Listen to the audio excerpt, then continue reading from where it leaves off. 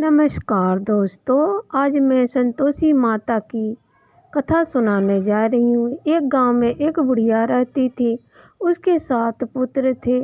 7 पुत्र में 6 पुत्र उसके काम धाम करते थे, लेकिन छोटा जो पुत्र था वो कुछ भी काम नहीं करता था। जो बुढ़िया थी वो क्या करती, 6 पुत्र को अच्छा अच्छा पकवान बना के खिला देती। और जब छोटा वाला लड़का आता खाना खाने, तो बचा खुचा जो खाना था, सभी का बचा जुट्ठन में से खाना, वो सब बटोर के छोटा वाला लड़का को दे देती। एक दिन छोटा वाला लड़का अपनी पत्नी से बोला, मेरी माँ मुझे बहुत प्रेम करती है, मुझे स्नेह से खाना खिलाती है। तब उसकी पत्नी ने कहा कि सुनिए, आप बहुत भोले हैं, वो आपको सबका जुटा हुआ खाना, बचा हुआ खाना खिलाती है। लेकिन लड़के के बात पर विश्वास नहीं हुआ। तब उसकी पत्नी ने कहा कि आज आप छुप कर देखिएगा वो क्या करती हैं। तब उस दिन लड़का छुप के देखने लगा और उसके जब 6 भाई आए खाना खाने के लिए, तो 6 भाई को वो बूढ़ी माता ने खूब प्रेम से खाना खिलाया। और जो भी उनके थाली में थोड़ा बहुत छोटा छोटा बचा हुआ था वो सब इकट्ठा करके और एक थाली में रख दी। और जब वो गया खाना मांगने के लिए, माँ मुझे खाना दे दो, तो बोली यहाँ पर रखा हुआ है, खाना खा लो। और ये बात देखकर उसका मन बहुत दुखी हुआ और उसने कहा, माँ मैं आज खाना नहीं खाऊंगा, मैं कल परदेश जा रहा हूँ कमाने के लिए। तब उसकी माँ बोली, कल जाने सो आज ही चला जा।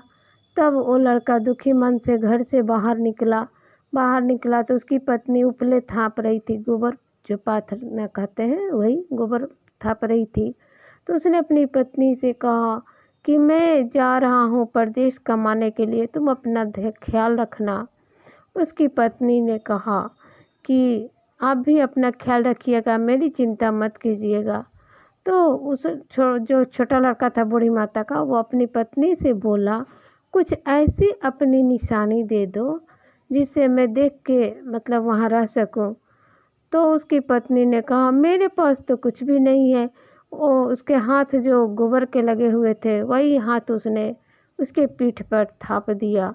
और उसने अपने पति से निशानी मांगा तो एक अंगूठी था, तो वही दे दिया अपनी पत्नी को और वो चला गया।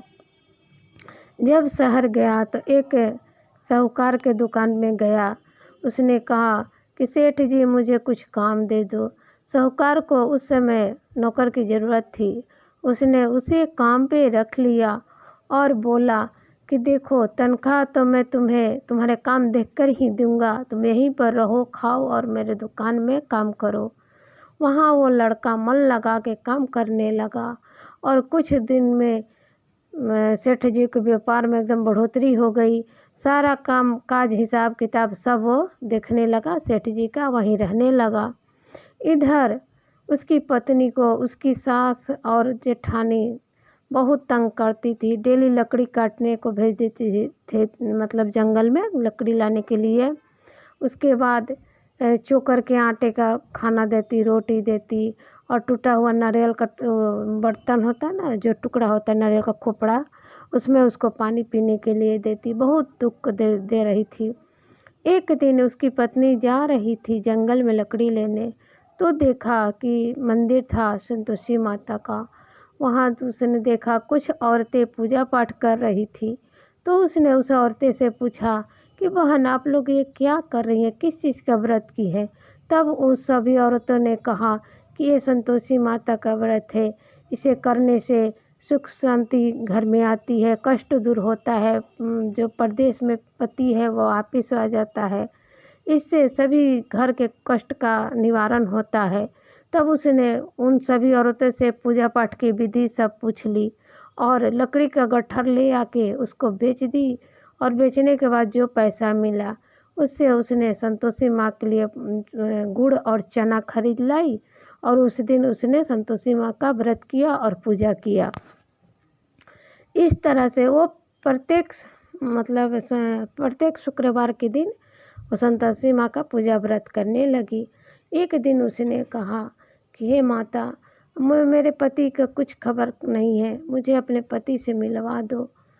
तो उस दिन ना संतोषी माँ क्या की, जब उसका पति सोया हुआ था तो उसके सपने में जाके बोली कि तेरी पत्नी तुझे याद कर रही है, तू घर को वापस जाओ।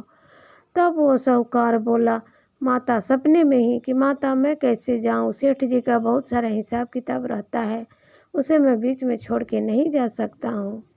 तब वो संतोषी माँ ने कहा कि सुबह उठ के मेरे नाम का एक दिया जलाना और दिया जला के और अपना हिसाब किताब देखना।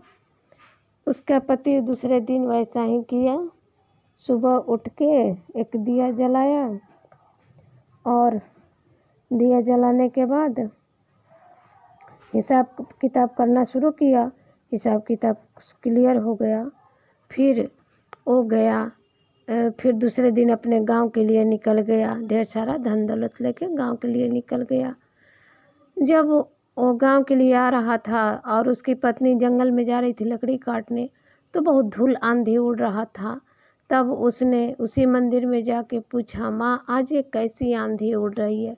तब संतोषी माँ बोली बेटी तुम्हारा पति वापिस आ रहा है इसलिए ये धूल आंधी उड़ रहा है। और संतोषी माँ ने कहा कि तुम आज 3 गठरियाँ ले आना, 1 गठरी नदी किनारे रखना, 1 गठरी मंदिर में रखना और 1 गठरी तुम लेके अपने घर जाना और बोलना सासू माँ लकड़ी का गठरी लो और चोकर की रोटी दो और नारियल के खोपड़े में पानी दो।